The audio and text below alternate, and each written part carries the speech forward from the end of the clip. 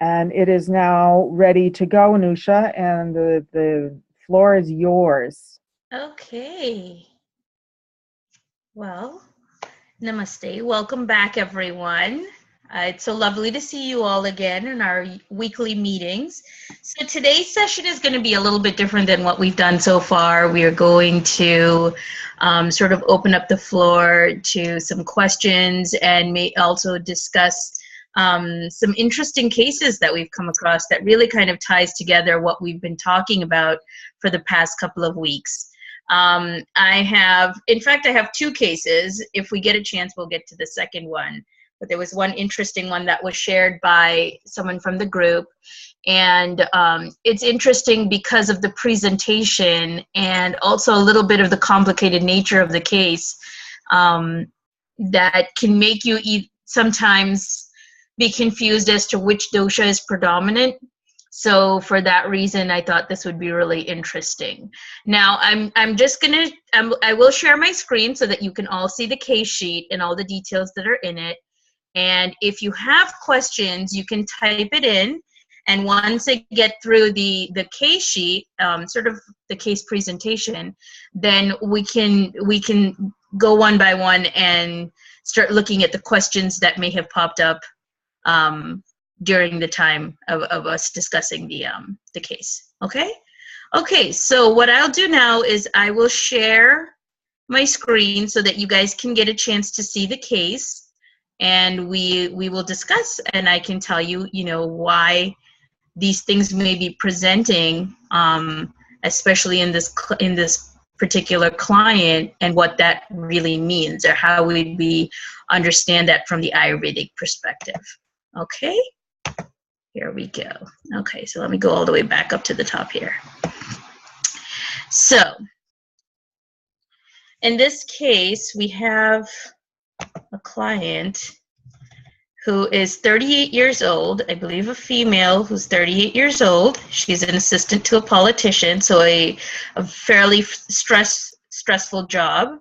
The issues that she is presenting with at this particular moment in time is that she has IBS, but she tends towards constipation.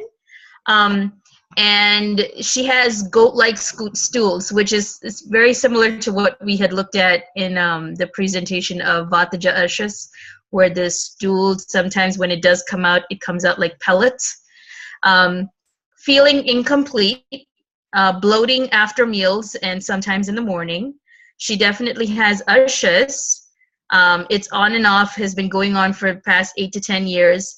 Somewhat stress related, because again, looking at her job itself, you can understand that she's under a lot of stress and probably has to work probably long hours, most likely would be suppressing her natural urges, that sort of thing. So that's kind of the main reason why we ask occupation in the first place, to really kind of get an idea about whether the job is a contributing factor for the disease. And in this case, it seems to be very apparent that it would be. Again, appeared during a bad relationship with the boss. So, of course, stress does bring it on. It came back after purgation. She finds red blood on the top or the tip of the pile mass. It feels like cutting inside, which is very similar to, again, another presentation, what we found in Vataja Ushas, and that it hurts, and usually appears 1 to 2 days of, there's usually 1 to 2 days of constipation. It's only in one area, nothing protruding or coming out on the outside. The person also complains of vertigo at the moment and stiffness in the neck and hands in the morning. So just keep in mind some of these signs and symptoms that we're seeing here, and just try to, kind of tick off those boxes in your head as to which qualities you think. I mean, you're probably getting a very good Vata idea here, because when I started reading it, that was the same sort of impression that I started to get from looking at that. Okay? So family history, the mother has a histamine response, childhood trauma. Her mother also has IBS. Father, low blood pressure, pancreas abnormality. Grandparents, heart disease. Siblings, bipolar. Nothing too much to stand out. Yes, the mother does have IBS, but for the most part, it has to be something really. If there are not other factors that could explain why this is happening in her, then we would look at the family history part to see if there's also the genetic impression on why she's having this presentation or this pathology. Okay. Past health, she used to have mucus in the throat and sinus issues. There's depression for 2 years, drinking and smoking. She has had a cleanse, so the person who was working with her has worked with her for over 2 to 3 years now, and so they've been able to get her to a certain state of health. However, she still has this particular issue because of the fact that the causative factor for it is still ongoing, which is primarily, if you look at it, is the job and that stress. Okay, so after doing cleanse, the mucus has started to resolve. Skin inflammation has become much better. There's occasional outbreaks, but not as bad as it used to be, and somewhat low blood pressure. Current medication, she's on an inhaler for allergies and really hasn't used them since using Ayurveda. She is using Avipatika Churna, and she has used Anantamula, Guduchi, turmeric, neem, amlaki for skin, but is not currently taking that particular combination. And she has also used acupuncture quite a bit. Her digestive health, she has Tikshna Agni. She is jittery, and it tends to increase with exercise. So that, again, is another little key bit of information there. Because remember when we talked about the different presentations of Agni, we said that usually the Tikshna Agni tends to occur when Samanavata is blowing at it too much, right? And that's what increases the intensity of the Jatra Agni, so therefore it appears as Tikshna Agni. But even in this case also, anything other than Sama Agni is a disturbed state of Agni, right? So just keep that one in mind as well. Does she suffer from any of the following? She has burning sensation in her throat. If she eats out or if she eats fried foods or onions, she has a bad taste in her mouth, a sour metallic. Tongue appears to be shriveled in the morning and bad breath, but not always.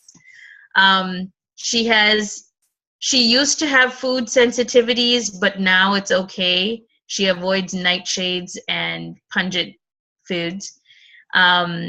Just an example of some of her diet, she tends to have small legumes, buckwheat, basmati rice, cooked greens, cookies, coconut ice cream, and beets.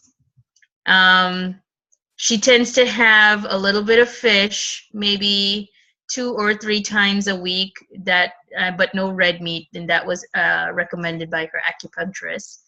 She has dairy once in a week at most. Her meal times are regular. Her snacks are cookies, chips when stressed in the afternoon and in the evening. And glasses of water per day. She tends to have a lot of water, and the person has added maybe she's having too much water. That's another little key factor right there. Just keep that in mind, okay? She doesn't have tea, coffee, or alcohol, or drugs, or she doesn't smoke. So her elimination of bowels is maybe once or twice per day. She's still getting somewhat of constipation. Sometimes it's 1 to 3 times a week, and it seems to be more emotional, or again, they've added in that it seems to be related to the stress, okay? So when she's stressed out, she definitely has the issues or the symptoms of this that aggravates, and it's more apparent. Any sort of these signs or symptoms that are in regards to the stool, it varies, no mucus or blood. However, again, the person is constipated, and also there may be that discomfort feeling to say that the person has ushus or they have hemorrhoids. Okay, her immunity is good. She maybe gets 1 cold per year, doesn't have any allergies or hay fever. Her energy level seems to be balanced. Her exercise, she does vigorous yoga 5 times a week, which again is another little key factor there. Yoga is a great form of exercise. However, if it's vigorous, it could again lead to an increase of vata, especially for somebody who is already in a very stressed environment or a stress-inducing environment. For them, doing vigorous yoga is again maybe not such a good idea. Okay. She tends to feel, if you feel warm or cold, she tends to feel very hot and complains of heat, and sometimes cold hands and feet, but usually again with stress. That's another little key point right there. Do you feel pain anywhere? Sometimes in the wrists and ankles. She sweats easily, and she says that she feels thirsty very often. Another little key factor. Are you stressed? Of course, she's mentioned this throughout. The person who had filled it out mentioned that the client, she's quite stressed in multiple areas. They've mentioned it. Her self-esteem seems to be good. She doesn't have any issues with her relationships, and she can very easily express her feelings. And even though her job is very stressful, she says that she's happy with her work. Okay. She goes to her sleep cycle. It's usually she goes to bed by around 10 p.m., wakes up at around 4:45. So she's getting around, 7 hours of sleep, roughly. Sometimes she wakes up between 3 and 6 in the morning with night sweats. For the most part, she feels rested when she wakes up in the morning. So her menstrual history is, again, there's a gap of 40 to 50 days between cycles. And remember, she's not necessarily in the premenopausal or perimenopausal age because she's only 38. So 40 to 50 days between cycles has been building blood with meat and beets and seeing some results. Her periods usually last around 5 days, where the 2 days can be heavy. She usually can have somewhat loose stools during the time of her period. She's using a copper IUD. Let's see here, 1 second. And she doesn't suffer from any of these issues like fibroids, endometriosis, infertility, and so on and so forth. She doesn't have any skin issues. She used to have hives in her childhood, but doesn't have it. She seems to be a very small, not small, but for her height, her weight seems to be somewhat proportional. So that's not necessarily an issue there either. For her tongue, they say that there's a thin white coating on the back, and there's scalloping has been there, but it has improved. From the pulse, they're getting vata. The Prakriti seems to be a pitta vata person. So here, this is where the question starts, is that they're not sure if it is a vata or pittaja disorder. They know that the problem here is definitely associated with rakta. The Agni is Tikshna Agni. Ama, there's a little bit, of course. And they suspect that she eats too much at one time or too often. Okay, so she has taken haritaki, guduchi, and turmeric. And these are some other notes, is that this person they've been seeing for 3 years, she first came in with consistent mucus and recurring blockage in sinus. With diet changes, it has gone away after recurring a few times in the first 2 years. She has taken time to become compliant with the Pitta pacifying diet and has made significant changes in stress reduction on the job and in carving out time for relaxation. She's also a regular Khichdi cleanser and has done a moderate Snehapana at home twice. Okay, so they're still not sure about why that sometimes she has a green coat on the back to the mid tongue. It comes out, it comes and goes, which I find strange. And because of the thickness of and bright color, it would not they would not expect it to go away or suddenly reappear. Okay, so I'm back. So now I'm gonna kind of open this up a little bit, because I do want us to have a little bit of a discussion here, because I want to see what you guys picked up from this case and what you kind of understood from the presentation and what you think may be occurring. Because of course there is an issue that she has ushers, she has hemorrhoids, and she has some of the presentation of the Vataja hemorrhoids because of the cutting pain and the discomfort and some of the other symptoms. They really kind of point to Vata. However, she also has a Tikshna Agni. She complains that she does feel this heat, and she also feels that she ends up waking up in the middle of the night because of heat sweats. She sweats very easily, and she feels thirsty quite often. So it somewhat seems a little bit complicated. So I would like you guys to think on that. And if you guys want to either type in your comments, or if you want to, if you're going to ask your question directly by turning on your mic, I would suggest you turn on your mic and ask the question and then turn off your mic, so that we can keep it without having the sound repeating. Okay? Okay, so I'm gonna leave it, I'm gonna open it up now, and if someone wants to contribute or put in their idea of what their impression was with this case, that'd be great.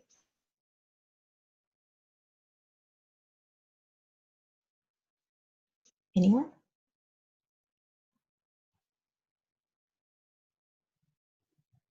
Okay. Okay, so if that's the case, then I will explain it to you.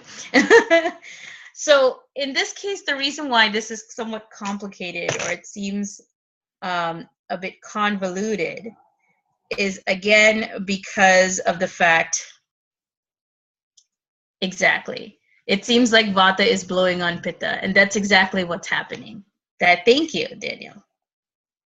That's exactly what's happening here. So it's good that you picked up on it, because what typically tends to happen, especially when it is Vata Ashas in a chronic stage, is that the Vata gets obstructed. It starts off with either constipation, or it can also develop, it can come and go afterwards, even once the pile mass is there. What ideally it is either in the state of constipation or once the ushas has already formed. What that does is that blocks Vata from moving down. All right.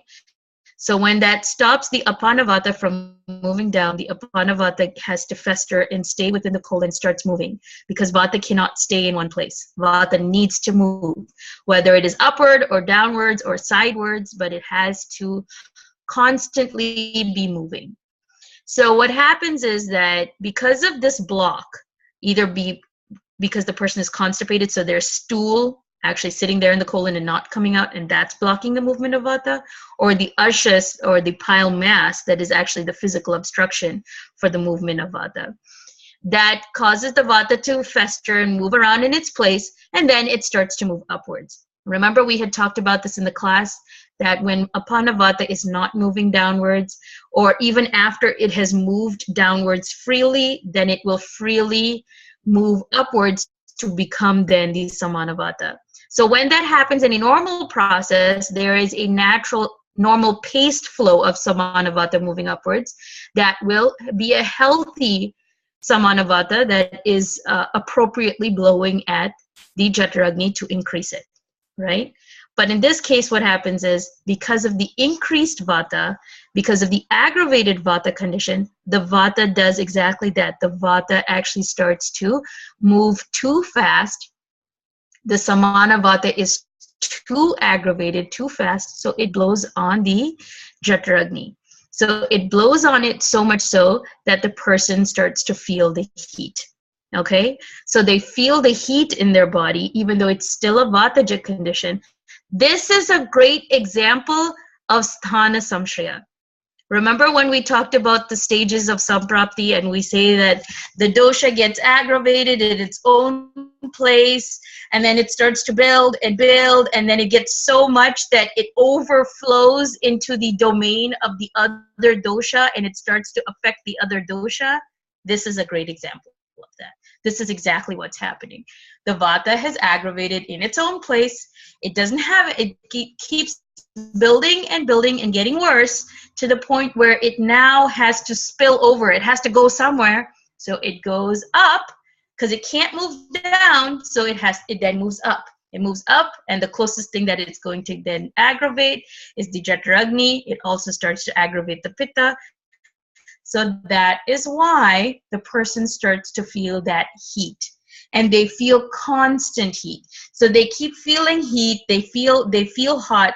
So what do we do when we feel hot? We drink lots and lots of water. Okay? That's the reason why she said that she drinks water, but she feels like she may be drinking too much. So she's drinking lots and lots of water to cool herself down, but that's still not going to cool herself down. Instead, what happens is, even though the Agni, the Samanavata is blowing at the Agni, it's again not a healthy Agni. So it blows the Agni, the person feels the heat, and then they drink the water, and then they suppress the Agni. So even though the person feels the heat, it in turn also aggravates the Pitta, the heat factor of Pitta, of the Pachaka Pitta. And so the person, again, even though the Agni then suppresses due to the excessive consumption of water, they still end up feeling the heat, and so they still continue to consume the water. Because at that point, the Samanavata that has come into the place or the domain of Pitta isn't only affecting the Jataragni, but it is also affecting the Pitta in its place. Okay?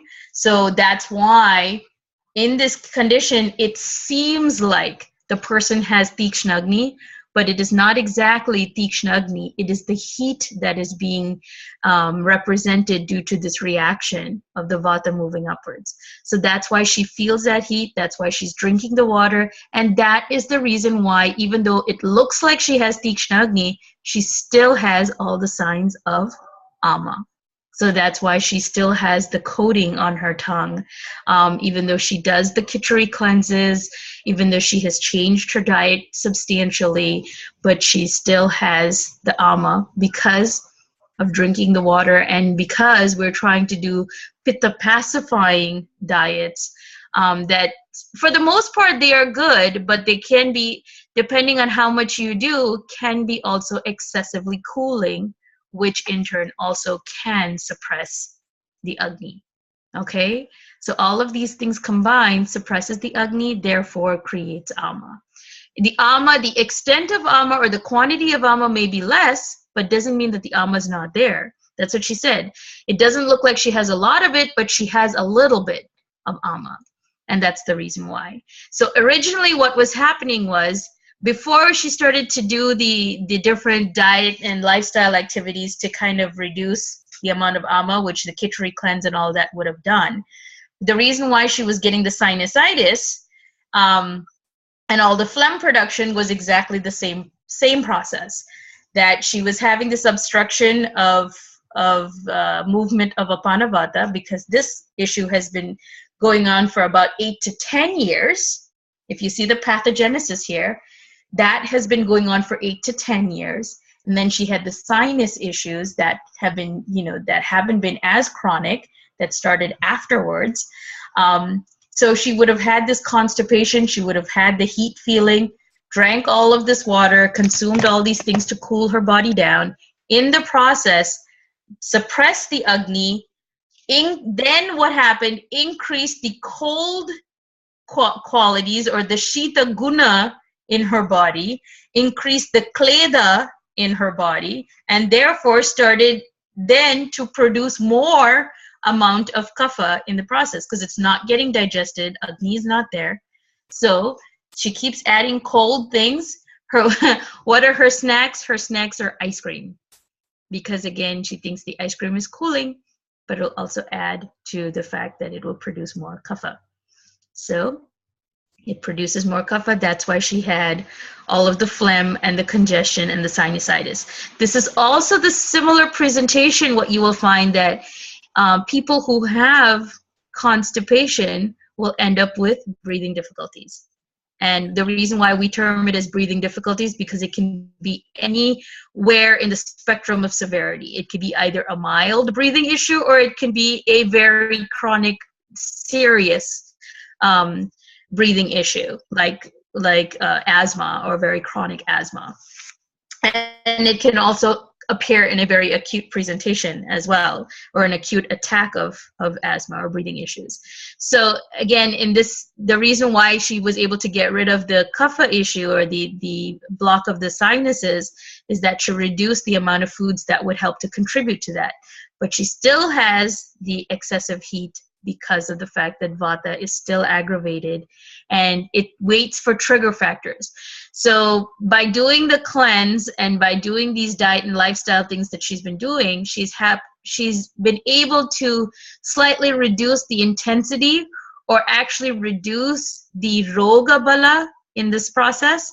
However, the roga isn't completely gone. The roga is still there. So whenever she has trigger factors that add similar gunas to that of the roga, such as stress, which is again a vata aggravating emotion, and also it increases the dryness in the person's body. It also increases the heat in the person's body.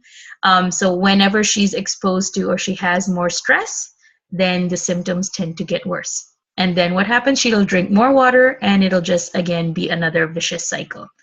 So hopefully in this description, it has started to become a little bit more clear as to why, even though a person who really does have typical signs and symptoms of a Vataja Ashas, she's presenting with what seems like a Tikshna Agni, and still doesn't seem to be responding well to either way. Because if we were to look at it in just the terms of it, just characterizing it as only pitta or only vata, then it becomes difficult, because both are contradictory.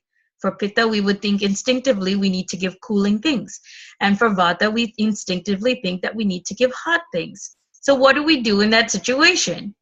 The reason of these tools and all of this description that you've learned about how this actually manifests. And again, here, the root cause, or it really all starts to trigger off, is when the person has a Manda Agni, or there is something has caused the Agni to either increase and then decrease. Whenever the Agni goes down, then it starts to bring on that further pathogenesis of the condition. Okay? So that's the reason why. And ideally for this condition, what you would want to do is, again, do things that would digest ama, that would increase the agni, and that will pacify vata and allow for free movement of vata. So an ideal thing for this condition or this person would be something like Gandharva Hastadi, which we talked about. Because Gandharva Hastadi, the benefits or the indications of how this medicine works is it increases the Agni Balaya, Vanhi, it increases the strength of the Agni, it increases the strength of the person, as well as Vata Mala Shodhanaya. Vata and Mala, it helps to do Shodhana, which means it actually helps it to move down and move out of the body. Okay? So that's why this would be, and again, if we think about it, you'd say castor is a very hot substance. Why would we want to use castor in a condition where the person feels heat? However, the whole reason she's feeling this extreme heat is not originally because of pitta. It is originally starting with the fact that vata is not moving downwards, right? So if we look at controlling the agni, look at then doing everything possible to get that vata moving downwards again, it will all start to come back into place. It will all start to come back into order. So even though you have pitta-like symptoms, the cause or the primary dosha there is not pitta. The primary dosha really is vata. Okay? Okay. So let's see here. Definitely ease up on yoga practice and bring in meditation. Watch the snacking and choose healthy foods. Yes, it would help. She could still do the yoga practice. However, it shouldn't be vigorous yoga practice. She would probably benefit from more of vinyasa type of yoga, where it is a calming type of yoga. It's the good thing about original yoga asana and pranayama, it's actually yoga asana that is combined with pranayama. The whole purpose of doing it in that method or that way is that the person gets a chance to stretch their body, to use their muscles, and to sort of get the vata moving in a proper direction without aggravating the vata. Because any other form of exercise that requires you to rigorously move, that rigorous movement in itself actually aggravates vata. Okay, so in a condition where the person already has aggravated vata, you don't necessarily want to aggravate it. But if she feels that she needs to do exercise, she can do a much milder version of yoga, or like vinyasa yoga, where you're still doing exercise without aggravating vata. That's why yoga, or vinyasa yoga is considered one of the ideal methods of exercise for anyone who is in a pathological state. Of course, maybe not the best for kapha sort of disorders. You can do more of a vigorous type of, or vigorous version of the yoga asanas for a kapha type of disorder, or a kapha predominant, or a kapha roga, meaning that it has started with kapha. Kapha is the cause or the major reason or factor that is contributing to that disease. Then in that case, a more vigorous form of yoga would be useful. However, in this case, the more milder version of yoga would actually be useful for her, because that also will help to regulate the movement of vata. Another thing, remember, vata can't stop moving. Vata needs to move. However, what we can do with our activities is regulate how it flows instead of just leaving it to flow however it wants to. Even by your activities, you can sort of coax it into, instead of moving this way, how about you move this way, right? So a vinyasa yoga would probably be a good type of practice for her to adopt. Yes, absolutely, watch the snacking. In this sort of situation, considering the fact that she has high stress, it would be really good for her to do different types of meditation where it's very grounding. So for instance, if she likes to be out in nature, and I believe her constitution was, let me see here, her prakriti is a pitta vata, right? So if her prakriti is a pitta vata type, then ideally one of the best types of meditation for her would be to sit outside somewhere near a stream. So if she is, and the great thing is if it is now in the summertime, where you can probably have more access to places where it's somewhere near a body of water, or near a body of water that's running, or if you can't find that, then even be in a very cool place, but outdoors where that she can have that interaction with nature and be in a nature setting, which in itself is very grounding. It's very, if you find, like, for instance, you're in a park that has a lot of very big trees, sitting under the shade of a tree, and being able to get a cool breeze, that in itself is also ideal. It doesn't necessarily have to have a body of water. If she had a body of water, that also would be good, because that that is attuned to pacifying her pitta sort of qualities.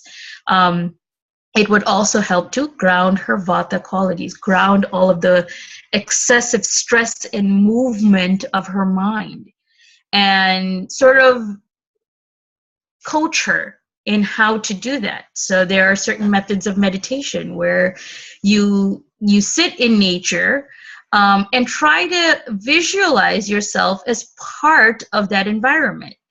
You see that you're a part of that tree.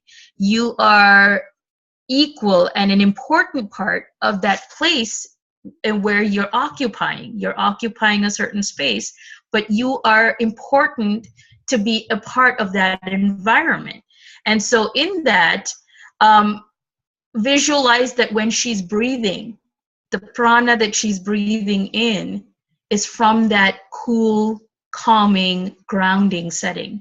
And the prana that is going out is sort of taking out or expressing out the stress and the emotions and the things that are not that she's keeping inside, or that's bottling up, or that's starting to fester and bother her.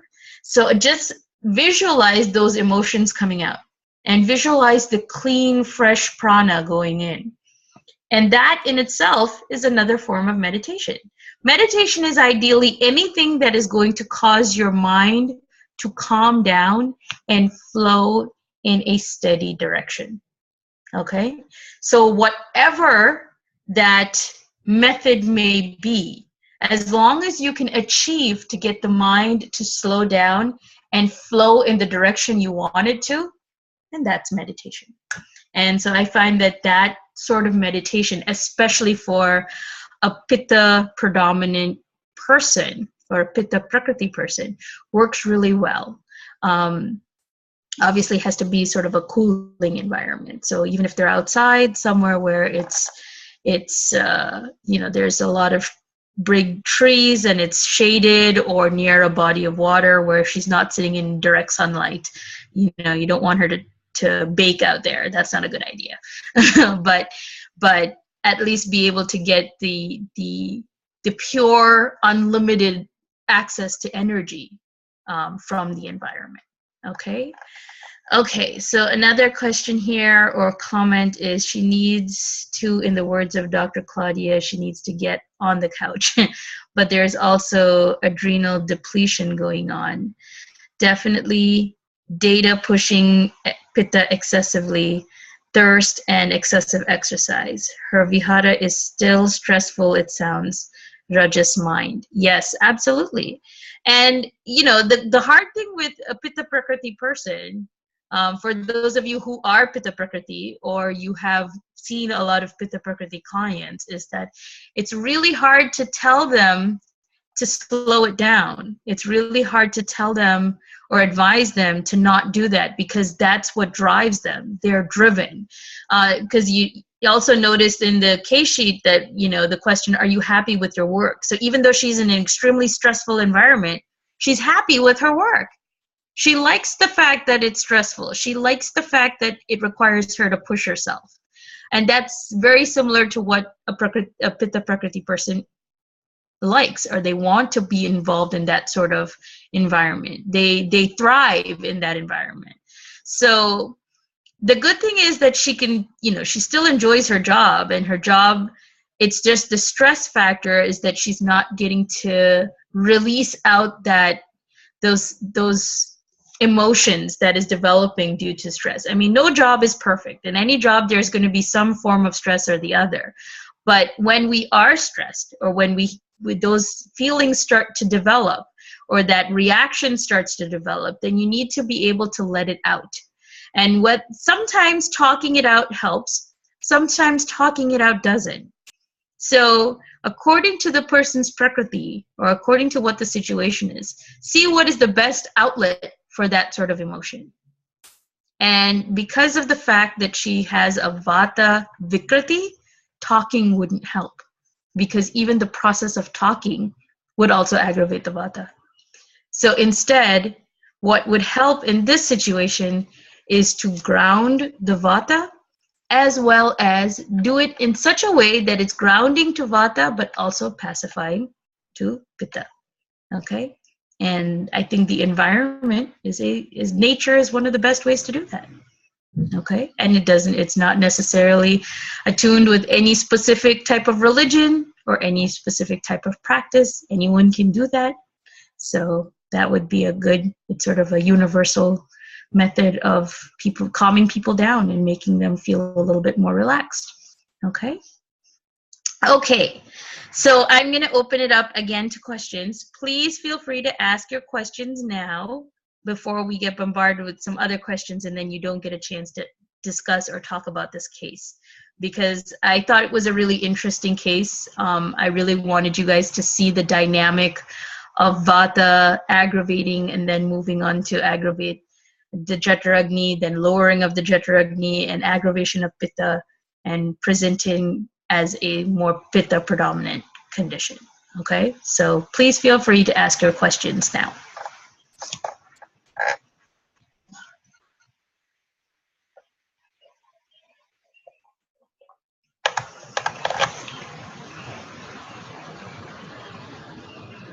Okay. Okay, in this process, if you're taking time to type, I will quickly add in some of the other questions that was sent in beforehand, so we have something to discuss while you guys are typing in your questions. Okay. So, does someone have a question? Okay. Is the change in the tongue while cleansing a release of Pittaja Ama? So, yes, sometimes it depends. Again, sometimes what happens is when you're cleansing or you're digesting Ama, it does release. And sometimes you can find that this is why we had this discussion towards the end of the internship. I mean, towards the end of the weekend, where sometimes you find that at the end of a cleanse, the tongue seems to be quite coated. So yes, sometimes when Ama is digesting, it does tend to release and you see the coating on the tongue. But it's not always the case. It's not always the case. It may, if it is digesting and moving downwards, then you won't find that. But if it is just digesting in the stomach and not moving downwards, then you will find that release of the coating on the tongue. So even while it's digesting or it's getting there, you'll still feel the coating of Ama in the tongue or the change in the tongue. Okay? So yes, you can find that. And the greenish color is, yes, absolutely, is Samapitta. That is a direct description of Samapitta. The greenish yellowish color of the coating, it's Samapitta. Okay? Okay. Any other questions? Okay. So there was one question that someone sent in. And again, if you have any questions, feel free to type it in. I'll try and get to it. This one was sent in ahead of time. How long can someone take Gandhava Hastadi Kashaya, or how long can they take Avipatti Karachurna? And does the body get habituated to these medicines? So ideally, the other description of that is that castor is mildly toxic. So do we really want to be able to give this for a longer period of time? Yes, absolutely. It is toxic and they are quite potent, both in the level of potency. Gandhava Stadi is quite potent because it does have castor. Avipatti Karachurna or Avipatti Churna is a little bit more strong in comparison to Gandhava Stadi. But yes, both are quite strong. For Gandhava Stadi, you don't want to give it for more than 2 months. And that again also depends on the chronicity or the severity of the condition. The more severe the condition, the more the body can handle this sort of formula, is because the body really needs something that to that level of potency. So ideally what we do in India is when we prescribe these sort of kashayas, we would advise it for 1 month. And then after 1 month, check up and see how they're doing. And if they still have conditions of ama, if they still have issues with the bowel movements, if they're still developing gas or not, if there are any signs of the vata still being aggravated or still being produced on a daily basis. Sometimes you will find, of course, an improvement after taking Gandharva study for 1 month. However, if the signs and symptoms have just reduced but are not completely gone, then you can extend it to a second month. So they can take Gandharva study up to 2 months depending on how they did after taking it for 1 month. Okay, so if you advise them to take it for 2 months, so you extend it for 1 additional month and let them continue to take it again. And if all the signs and symptoms of that, there's no sign of ama, their tongue is clear, there's no sign of them producing gas after eating certain types of foods, there is very clear and easy, free, satisfying movement of their bowels, most likely on a daily basis. It doesn't necessarily have to be at the same time every day, but as long as it's moving out every single day freely and they feel satisfied, then that indicates that it's on the right track and they're probably already there, or they don't necessarily need any more. Okay, so then you can stop it. If they still have some signs and symptoms even after taking it for 2 months, you still want to stop it after 2 months, because at that point it will be too much, or too much of that Ushna Tikshna Guna, because Gandharva Stadi or castor is exactly that. Because it is mildly toxic, we use it because of the fact that it's mildly toxic. And what we mean by toxic is it is a high Ushna and high Tikshna Guna. It is very hot and very penetrating. That's what makes it toxic. But that is also the reason why we use it, because of the fact that it helps to get through to the vata. It helps to remove the blockages that is stopping the vata from moving out freely. And the Ushna quality really helps to, again, pacify the vata and also gets things moving out in the proper manner and moving out quickly. So castor is great for that. However, we still want to make sure that we don't overuse it and instill too much of that Ushna Tikshna Guna in the body. So after 2 months, you want to stop. You want to discontinue the Gandharva study. You want to give them a cleanse, just a regular kind of khichdi cleanse, sort of reset their body, give them some mild sort of diet or easy to digest diet, which is usually khichdi and similar to the rice gruel, and then the thicker form of rice gruel, and then khichdi, and then they could start introducing solid foods, sort of slowly grading up in that cleanse. And in that way, it sort of helps to release or to get rid of any of the excess of Ushna and Tikshna Guna that may have accumulated in the body after taking this for such a long period of time. If anything has accumulated, it'll help to get rid of it. So once you have done the cleanse and the person is kind of back to normal, if necessary, again, assess them and see what is happening at that particular point in time. Assess them, and if it is still necessary, then they can start back again on Gandharva study.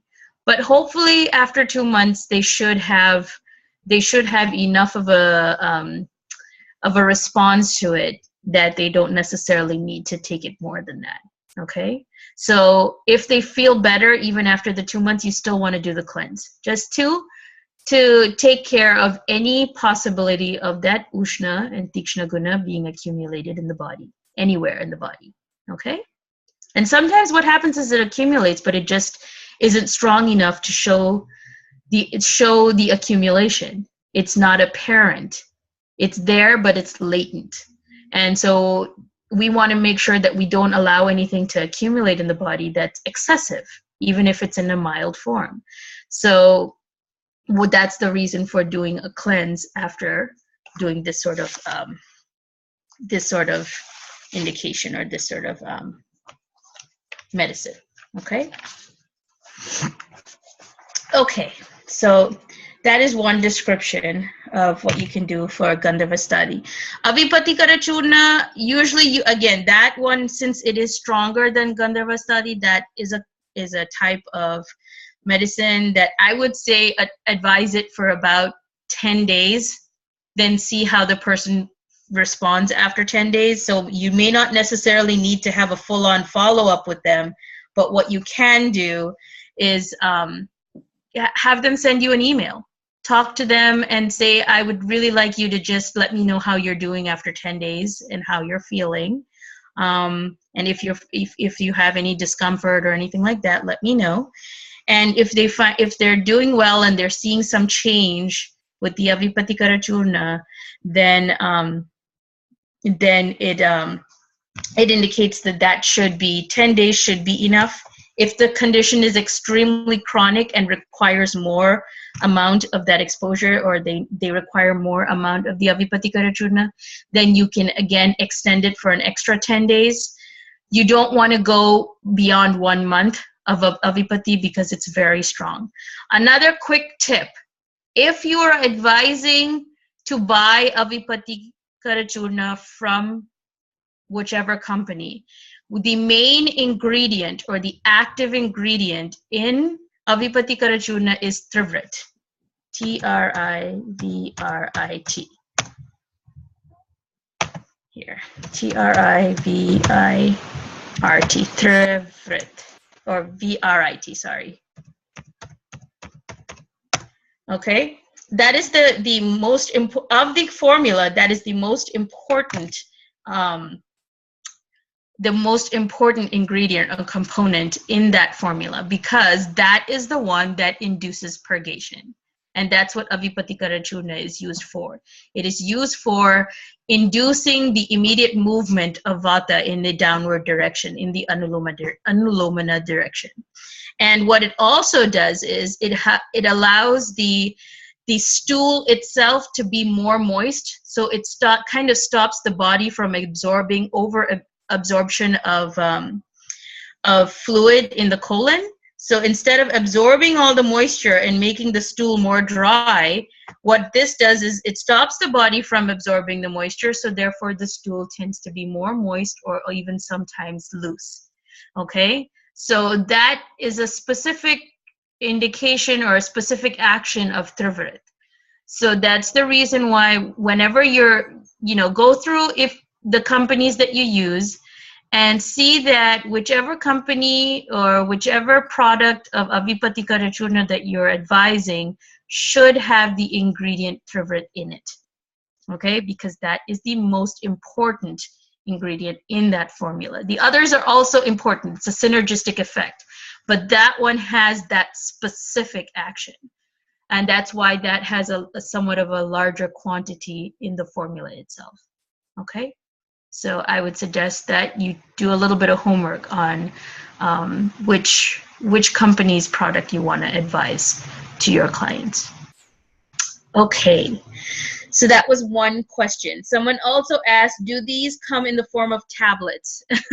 If someone is a faint of heart and doesn't want to take Gandharva Stadi Kashaya because it doesn't taste good. I know it doesn't taste good. I've had it. I've had lots of these kashayas. I know none of them really taste good at all. It is, you when they say take a spoonful of sugar with that, you really feel like you want to do that with the kashayas because they don't taste good at all. So yes, they do have tablet forms of these kashayas. However, these tablet forms of the kashayas, we are not 100% sure of the effectiveness of it compared to the kashaya itself. Okay, the traditional formula for making these this particular medicine is in the form of a kashaya. It has to be in the form of a decoction, which is basically an aqueous extract of the active components in the of all the ingredients or all the herbs that we use. Okay, so what they do is when they make the tablets is they concentrate down the formula, they concentrate down the liquid component of it. They basically cook it and dry it down until it becomes, you end up with just the solid material that is there that has been diluted in the liquid. So that is a very concentrated version of the kashaya. However, if we look at it from the Ayurvedic perspective, that is also considered as overcooking. They have some indications where we can use that type of formula. We can make it into, it's known as ghanavati. But the ones that you get in the market, it is made by a traditional Ayurvedic pharmacy, by the way. However, the people who make this, we know them very well. Most of my friends actually are the people who run the process in the factory. So we asked them, myself and my husband had this question once, that if the kashaya tablets are as effective as the liquid. So we asked them, have you guys done any studies to look at either the chemical components or the active component, the concentration of active compounds, or even to see any efficacy tests between the kashaya and the tablets, and they said that they haven't. So we are not sure. It's not to say it's either all the way yes or all the way no. We actually don't know if the tablets act the same way as the liquid. The liquid we know acts in a certain way because that is the traditional formula. So whatever is the benefits and the action of that, the liquid form, whatever is described in the classical text, we know that it does produce those effects because that's how it was formulated when they came up with this actual medicinal preparation. But the tablets were not thought of in that manner because whenever you process it differently, it changes the effects of the combination. So to answer that, we're not sure. It's questionable as to if the tablets will act the same way. Okay? Okay. So that's just to put that out there. Is there any other questions that anyone else has thought of in the meanwhile? Yes? No? Okay. So I'll just get to some of the other questions that were sent in. So someone also asked, can lemon water increase Agni? Does lemon water really increase Agni? And the answer to that is yes. The lemon water does increase Agni. The reason why is because this is the breakdown for the pharmacological activity as per Ayurveda of lemon is that the rasa of lemon is amla, of course. The predominant taste for lemon is amla or sour. The guna is laghu, that means it's light, and tikshna means it is very penetrating. So it is laghu and tikshna. The virya is ushna, which means the potency is hot. It's hot in potency. Vipaka or post-digestive effect is also amla, okay? And the specific qualities of lemon is that it is rochana, which means it also helps to increase the digestive fire, as well as it is ama dosha hara. It helps to reduce ama and reduce the effects of ama dosha, okay? So yes, lemon water does increase the person's Agni, okay?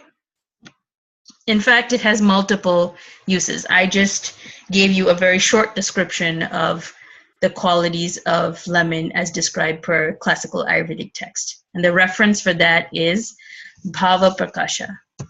Bhava Prakasha, which is the classical text for Ayurvedic pharmacology. Okay? Okay. So another question that we had was, in the case of if you have a client and you want to advise them takra, but they don't want to use takra, then what other options do we have? What else should we advise? And the answer to this, and I think this question came up earlier as well, but I'll repeat it again. The answer to that is you have other options, such as you can use either any one of the 10 spices, the Deepaniya Ghana, as described by Charaka, or you can use any one of the formulas, such as Gandharva Hastadi, or if the condition is even more chronic, then you can also use avipati, avipati karachurna. You can use that as well. So there are other options depending on how severe the symptoms or the pathology is. Okay, so you can again use your inference or your understanding as to what's happening with the client and decide what other options. But the good thing is there are other options. It's not everybody. There are people who just don't like takra. They don't like the taste of it, or they're not, it is asatmya for them. It is not something that they're used to. So it's hard for them to feel like this is something they would want to drink all the time. And that's okay. That's okay. Not everybody can drink every single thing that we ask them to do. Same thing with kashayas. Not everybody can drink it. But if they don't respond well to that, then the good thing is there are other options. Sometimes, again, it may not be the best option, but it can take the place of what you originally would have liked to do, because again, they do have similar activities. So if you're compromising and using one of the other options, you'll still get the effect that you want, but it may not, the person's response to that may not be as good as the original option. Okay? So just keep that in mind. So instead of them feeling immediately better or feeling 100% better within a specific period of time, the other option or the other substitute may take a little bit longer, or may also produce some slight discomfort here and there and then subside. Okay? So just keep that in mind and be aware that there may be a variation in the reaction to the other substitutes. And there's nothing to say that the other substitutes or the other options are bad. They're all good. They all have the same concept and the ideal same reaction or indication for this particular condition. But if now that we have looked at the details and we have looked at the activities and the actions of these different components and these different treatment measures, we can usually figure out which one is the best one for that person. And if that person doesn't really like the best option, then we go for the second best option. Otherwise, we can go for the third best option or the fourth best option. Okay? So you kind of have to assess the situation and decide. Sometimes you just have clients who come in and just need to talk. And I've gotten a couple of those too. They come in, you want to try to get them, give them the best advice, and you want to give them everything that they need to do, but they don't want necessarily to hear that. They're not ready to hear your advice. They just want to have somebody sit there and listen to them. And sometimes that's your first option. Your first option is to just sit there and let them talk and listen to them and give them a good ear. And once they have been able to express everything that's happening, that in itself will be the first step to their recovery. So they feel satisfied at the fact that they were able to get it all out and someone is attentively listening. And then after that, give them something small. Usually when that happens is, ideally it would be great to get them to drink takra and make takra every day. But if they are not ready for that, that's again, you have to assess the situation. If they're not ready for that, then don't tell them to make takra every day, because you're kind of setting them up to fail. So instead, just add in something small and set a small goal that that is very much achievable for them, that they will feel some change. It may not be the best change, but it'll be some change. So give them something that they can do. And after that, then ease them into it. Because sometimes that's just what happens, There's a very different dynamic of how we approach clients here. What I've noticed is how we approach clients here as to how I would approach clients in India. In India, I could sit there and just tell them, do this, this, and this, and don't eat that. And that's it. And that's kind of how far the advice goes or the prescription goes. It doesn't really take a very long time. And they either listen or they don't, and that's it. But here it's more of us kind of developing a relationship with them, and also sort of creating this bond and this trust so that they will be able to heed our advice. And if in order to create that bond, sometimes it's just being able to listen to them. So we take on the part of not just the practitioner, but also of the counselor, and also of sometimes a confidant, and sometimes just a support, or just a person for them to lean on. And it can be taxing on us, and it can be hard, and sometimes very time consuming, but we end up taking all those jobs because that really helps in being able to achieve a change in that person. So I would say, again, assess the situation and see what is the best thing at that particular moment in time, and see what's the best way that you can really convince that person so that they start to feel something. They start to feel better in whichever way they need. And once they start to feel better, that will again create that motivation for them to do more. And then that again creates more motivation for them to do more. And once they get that motivation going, they become more invested in their own health. And then you can bring in, the bigger, more complicated stuff. But again, this is why I always say that I completely see the importance of having to go through the health counselor part first, and being able to do the diet and lifestyle first, because sometimes that's as far as people can go, or that's as far as people can commit to. They may not be able to commit to taking formulas and medicines. And they may not necessarily like it, or they may not necessarily respond very well to spices, or they may not like yogurt and they don't want to drink takra, and that's just ridiculous. So it all depends. It always depends. It depends on the person. It depends on their situation. It depends on what they want. Okay? Okay. So that's it for the most part for the questions that we had. There was another question that someone sent in about, adding different quantities of water for takra, and I believe I had sent out that description in the email following the last webinar. In case you guys didn't get it, if anyone did not get that description, please let me know, and I will resend it out to the group again. But we did talk about, how much of fat you want to remove from the takra or the formula according to the different doshas. Okay, and ideally, you want to add in around that much water. You don't necessarily need to add in less water. You could, if you find that you think it's getting too watery, or the person doesn't like that, if they need it, just reduce less fat, or just make a smaller quantity. If you make a smaller quantity and you don't remove as much fat, it ends up turning out to be very much more like a smoothie, or more like a lassi than as thin as a takra. Okay? But again, assess the situation, see what the person needs. The whole point of takra is not necessarily for your taste buds. The whole point of takra is for your agni. It is directly, and most important action is on your agni, or on the person's agni.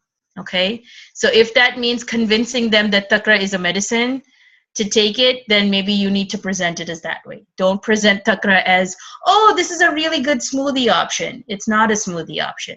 It has the effects of a medicine. So kind of convince them that this is a medicine, or it's a probiotic medicine drink, and it's not really a smoothie option or a smoothie replacement. Okay? So it depends on how you word it, then you can get them to use it that way. And if they still don't want to do takra, then use one of the other options. But it's better for them to do something that's going to be beneficial than compromise in how they take the takra, or really basically just make lassi and let them have that, and then they end up with the opposite qualities to takra. It doesn't help anyone at all. Okay? So if they don't like takra, use one of the other options. But don't really mess too much with the with the formula of takra and then consider it to still be the same takra. Because when you mess with the formula of that, then you're going to end up saying, well, I don't understand why the person didn't feel better. They have been taking takra for this much time, but they didn't really get the results that we thought they would get. Well, the reason they didn't get the results is because they didn't make the takra the way it was supposed to be made. Okay? So if they don't like takra or they don't like that consistency, give them something else. Okay? That's about the best advice I could give you there. Okay. So again, any questions? If there aren't any questions, I can share with you another case that I have. This is also another Arshas case. What I found interesting about this one was the fact that the way he described his situation or his presentation was that, he has had hemorrhoids. He basically came to me to say that he had hemorrhoids and he's had it for about 2 to 3 years. And his was more of a presentation of a pittaja sort of hemorrhoids. He said that it's associated with a burning sensation and with itching. And there's one pile mass and it comes out when he's passing stool, but then it does go back in. Sometimes he ends up with the diarrhea, which again is a very typical sign of the pitta type of arshas, where it kind of comes and goes. Sometimes he feels like he needs to go, but there isn't necessarily something coming out. It's gas and the pressure of gas that is sitting there, and only gas comes out when he needs to go. And so he's had it off and on for about 3 to 4 years. But what was interesting about his presentation of how he described it was, he described it as this horrible condition that he just couldn't withstand. It was so bad that he couldn't go out, he couldn't leave his house. He needed to sit on one of those donuts all the time. He felt that if he did go somewhere, he always needed to be close to a bathroom because he wasn't sure if he was going to have to run to the bathroom or if he's just going to be sitting there in pain. So when I looked at all of his signs and symptoms, there really weren't anything that indicated it to be so bad. So he was kind of a presentation of a guru rogi, where he was definitely a bit of an eccentric type.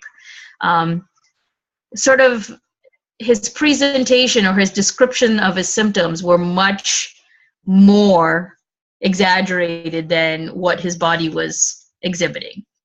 But even when they say that, you need to again look at what the body is indicating. Is it really looking that bad?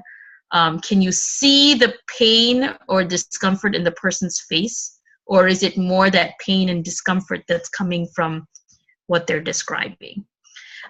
So his body didn't really show that much of discomfort and pain, but it was apparent in his speech. So I kind of had to keep that in mind. Also, his diet. So this is an example of this sort of diet that he had. He would eat quinoa flakes and chia seeds and coconut for breakfast, salads and strawberries and almond milk for lunch, and brown rice, cucumbers, peppers, cabbage, and avocados for dinner. These are examples of what he would have for breakfast, lunch, and dinner. He did eat quite a bit of raw foods, and his meal times were very irregular. He doesn't usually eat too many snacks. Sometimes if he really feels like he needs to eat something, he'll eat bread and butter. He doesn't drink tea and coffee, but he is a chronic smoker. He had reduced down to around 4 cigarettes in a day.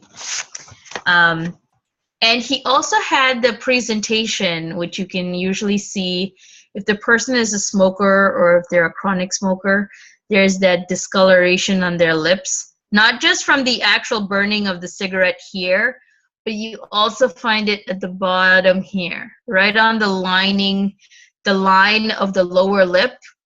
Usually you'll get a blackish discoloration. And what that blackish discoloration or that hyperpigmentation of their lower lip indicates, it is an aggravation of Rakta Dhatu, because that when you are exposed to things like smoking and and alcohol that are very ushna and tikshna and ruksha in qualities, that means it's very hot and penetrating and drying, that it actually really tends to aggravate specifically the Rakta Dhatu. And so therefore that we call it Rakta Dushti, where there is an aggravation or an impurity of the blood, and that you can usually see that directly here in that darkening of the lower lips. You also find a similar presentation of that even in girls of this prepubescent age, or even in women who have issues with their menstruation, of irregular menstruation, where there is too long of a gap between their menstrual cycles or their menstruation, that the blood or the Rakta Dhatu is building up and starting to become in this impure, aggravated, or accumulated condition. And in that, you'll start to see when that condition becomes chronic, they'll have, again, the same sort of blackish or darkening hyperpigmentation of their lower lip. Okay? So he had this, of course, he had it because of the chronic smoking. But I just wanted to add that in there, that you see this in women as well. And it usually indicates the same Rakta Dushti, typically associated with issues with their menstruation. Okay? So his bowel movements, sometimes it is really excessive. Sometimes that, you know, it's very much like diarrhea, that he's going around 5 to 8 times per day, and sometimes it's not there at all. He's very constipated. Whenever he's constipated and he goes, it's usually an unsatisfied bowel evacuation. And the reason why you tend to see this as well, you tend to find that there'll be spouts of loose motions and then constipation. It's because whenever the body pushes out the motions too much, it lets go of all of the moisture in the body, right? And it happens very quickly as well. So the body is very quickly losing moisture. So at that point, what happens is it stops that process of it letting out too much moisture, and then it starts to hold in the moisture. It tries to hold on to whatever is remaining. And that's how you end up with changes from excessive motion and then constipation. And then once the constipation goes, then it can lead back again to the excessive motion. Okay? So that's why you get that variation between loose motions and constipation. Usually one always follows the next. Okay, so his urine frequency was around 4 to 5 times per day. He used to say he used to have pain in his anal region. It feels very hot again, and usually it feels like there's heat coming out. And again, the reason why he was getting the heat factor there wasn't necessarily because of just the Pittaja Arshas, but the reason why he's getting this Pittaja type of Arshas is the fact that he has this problem of the diet that clearly is, the food isn't digesting and creating this sort of dry issue in the colon, but also because of the smoking. The smoking added in too much of that Ushna quality or that hot quality in his body, and that has caused this Pittaja type of Arshas for him. Okay? So he feels very stressed, and he feels that this really stops him from being able to do any kind of work. In fact, he stopped working for about a year because he feels so much of discomfort with this. Now, I think from my impression of how bad this was or how bad his body was really showing the signs and symptoms, it didn't seem like it was really necessary for him to stop working.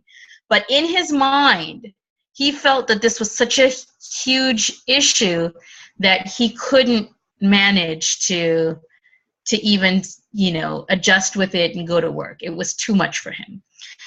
He also presented with issues like acne, which is again another way of the body trying to get out some of the heat from the inside. So he had sort of, again, pittaja type of acne as well.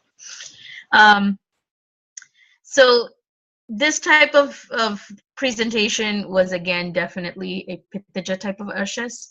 And for him, I advised him to take the same Gandharva Hastadi. So even in the pittaja type of ashes, though castor being a very hot in potency medicine, or just castor alone, but in this combination worked really well for him. Within 1 month, so I didn't ask him for a follow-up. I told him that I leave it up to you. If you feel like you need to follow up within 4 weeks, you can. If you feel like you need some more time before we need to meet again or we need to talk again, I will give you that liberty. I will let you get some time or take some time to be able to adapt this, because I know there's a lot going on. So I'm not going to push you, but I'll give you the opportunity and the chance and the time to get used to this idea and used to this change in your life. And when you feel that you're comfortable or you're ready or you need to talk to me again, then you can.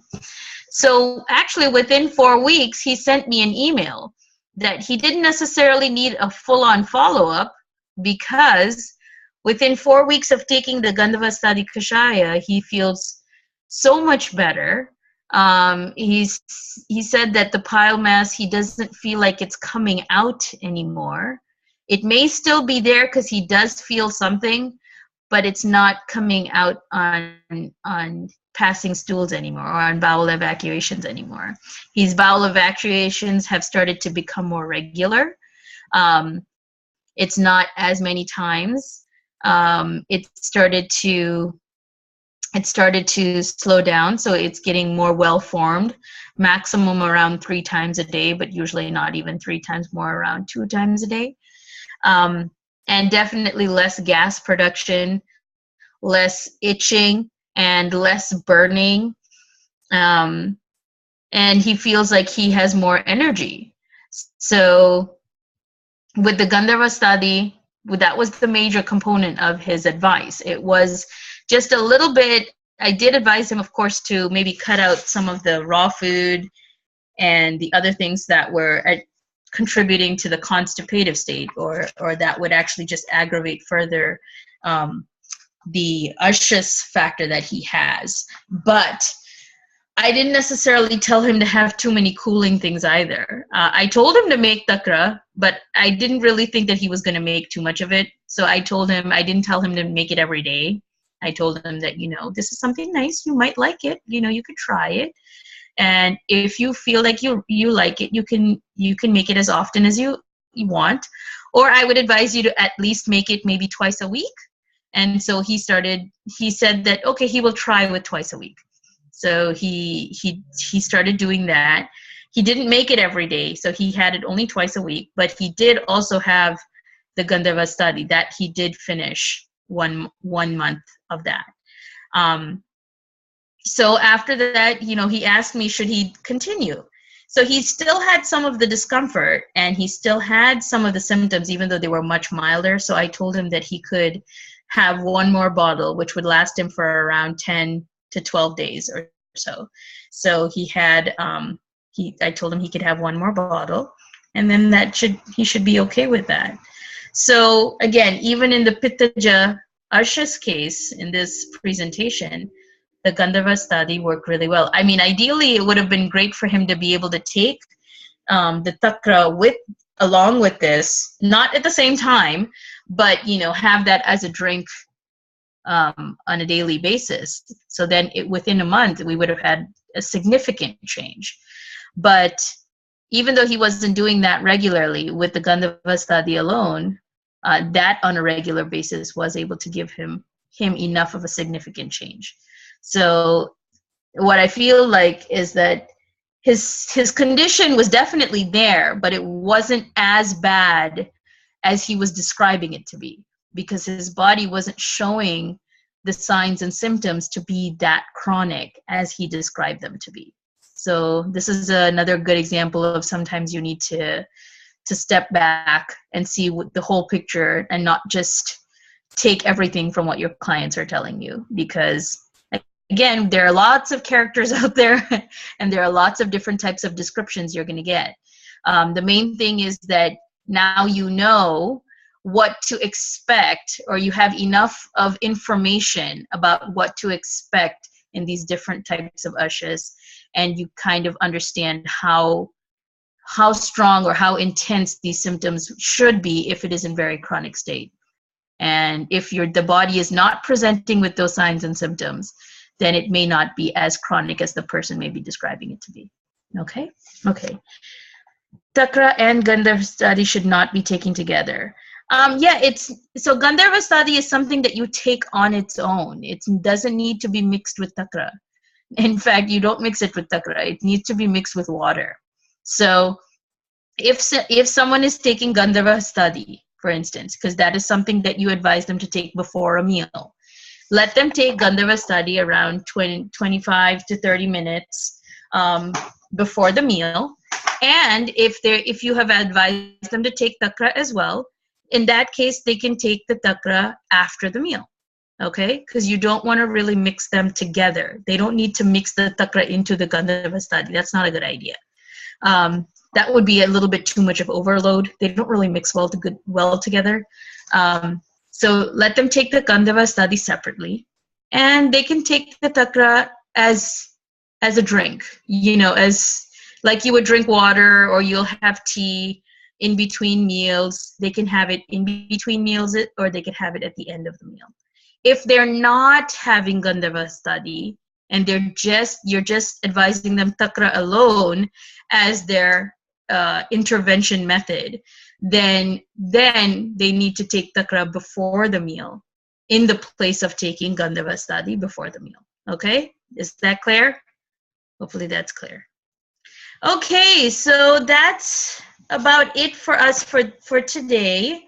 Hopefully we've had a chance to answer some of your questions, or in the process of discussing this, kind of giving you another layer of understanding about the topic, and what all we've kind of accumulated, the information that we've accumulated within these past few weeks. And hopefully if it's all starting to settle in, then we can add in more. So just a quick reminder, next week's webinar will be on Tuesday night at from 8 to 9:30 p.m. Okay? And we will try to cover, I was thinking of covering Bhasmaka Roga, which is a condition of, it is in like a very advanced stage of Dikshnagni, which we do kind of come across quite often. Okay, so next week's webinar will be on Tuesday night from 8 to 9:30 p.m. Okay, and if you have questions, again, please send them to me in advance so we could try and cover it during the webinar. Okay, the question for next, to make sure that you guys had a chance to look at this webinar, is can you mix Gandharva study and Takra together? Yes or no? And remember, you guys actually don't have to write this in and answer it, because we do have you listed as being on the webinar. I have your names. This is mainly for those of you that are coming in and watching the video, so you'll need to answer that question. Okay, I guess that's good. Have a good night, everyone. Good night, everyone. Good Good night. Thank you. You're welcome.